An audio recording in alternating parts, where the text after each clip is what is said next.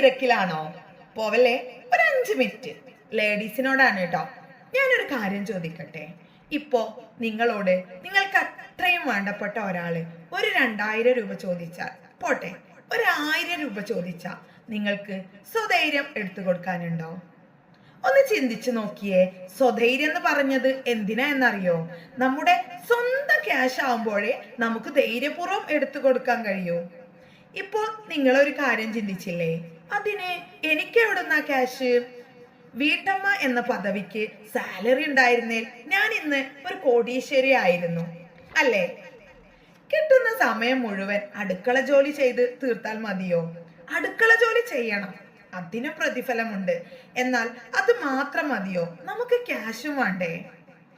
പണം എല്ലാമല്ല, പക്ഷെ എല്ലാത്തിനും പണം ആവശ്യമാണ്. വീട്ടമ്മ എന്ന പദവിയിൽ ഇരുന്നു കൊണ്ട് തന്നെ നിങ്ങൾക്ക് ഇവിടെ ജോലി റെഡിയാണ്. സമയം മാറ്റിവെക്കാൻ നിങ്ങൾ തയ്യാറാണോ? നല്ലൊരു വരുമാനം നിങ്ങളെ കാത്തിരിക്കുന്നു. താഴെ കാണുന്ന നമ്പറിൽ ഒരു മെസ്സേജ് അയക്കൂ.